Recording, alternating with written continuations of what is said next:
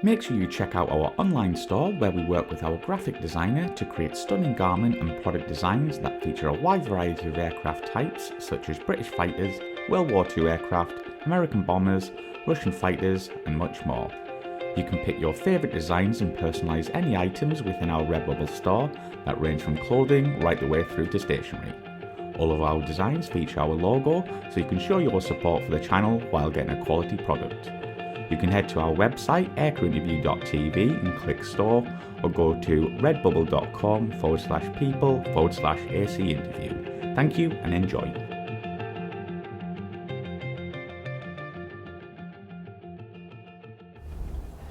Yeah, the part's fine. The aircraft just got dirty. It's fine.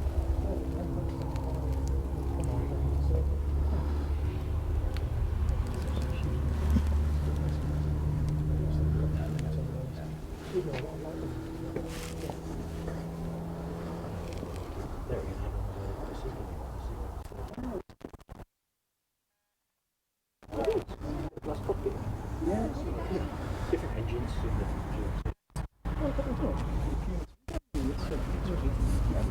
There's nothing else that can do the job. Yeah. You know, Merlin's too big.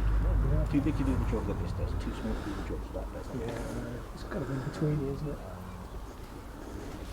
Could we get what do? Put 24, get an overload. 45 in.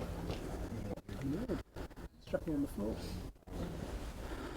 You didn't really have the performance to do that, but you could do it.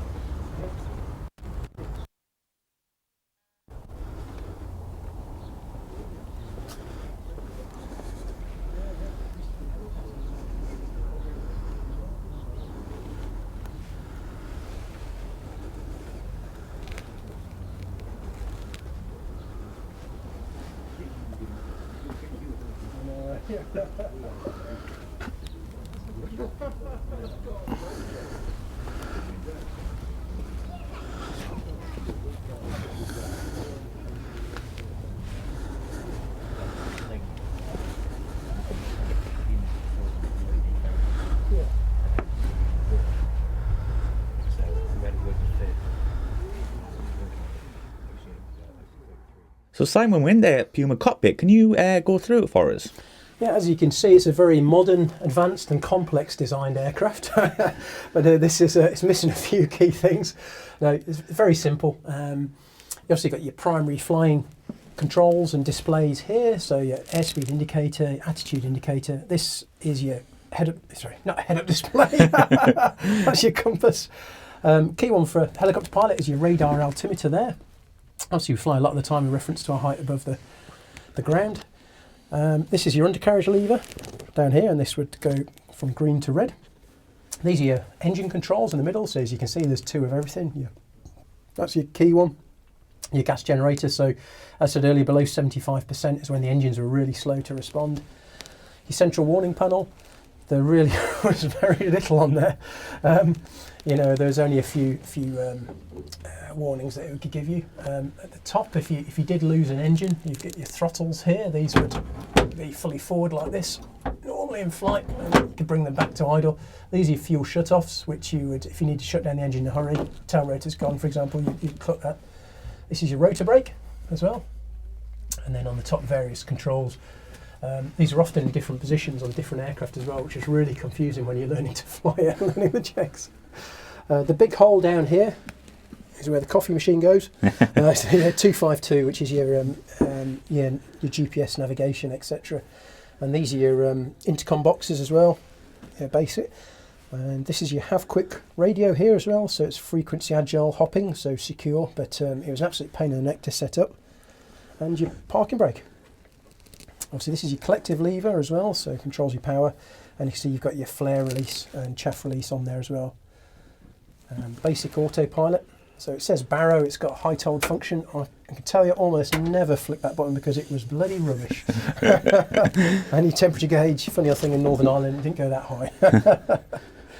And then your fuel gauges. One of the limitations of the Puma was it couldn't carry much fuel. So you only ever had about 1,000 kilograms of fuel, which is about enough for an hour and a half. It used to run out extremely quickly. When in Northern Ireland, we used to carry the bomb disposal wagons. They weighed, I think, about 2,000 kilograms. It used to give us about 20 minutes worth of fuel, so that's not a lot of time to get it, underslung it, and then take it somewhere, and then fly back to the refuel slot. So often you would see the low-level lights come on. So your minimum you could fly with is 50 kgs, and you see these come on at 70. And yeah, any Puma pilot will know you often landed with almost no fuel. But that was all part of the fun. And your little transfer gauge as well. Sorry, transfer pump. Very, very expensive clock. So, Puma, it looks a bit rubbish, but it's bloody brilliant fun to fly. It's a real pilot's aircraft. As I said, the autopilot's rubbish, it's all hands-on. So all the flying we did was hands-on, and it was fun.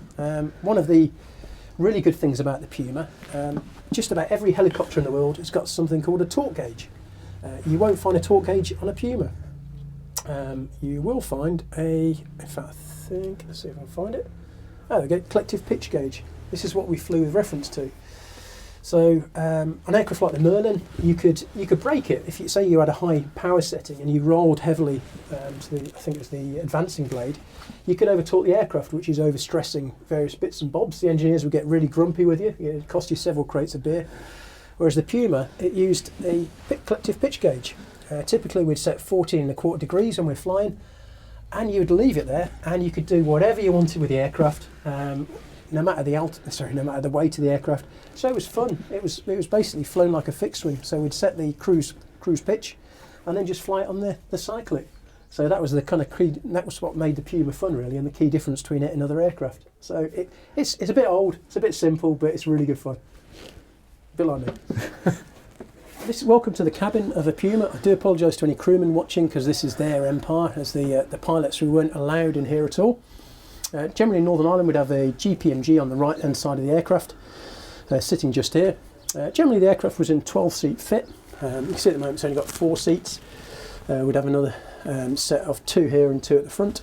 It could go up to 16 as well, but obviously at that stage you couldn't use, this is the hatch for the hook, so normally there'd be a hook hanging from the bottom of the, I think it's on the bottom of the gearbox. And you'd have an underslung load underneath. We often flew with underslung loads in Northern Ireland. All sorts of things like fuel containers, taking them to remote patrol bases.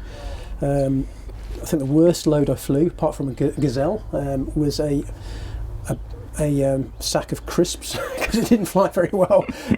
We could only fly at about 20 knots because the net would get blown back up. It was absolutely rubbish. But generally speaking, there were heavy loads that we carried underneath us, and they would hang from here. The crewmen would go down through this hatch and check the load was all correct. Not all of the crewmen could fit through here. There's one particularly large chap didn't.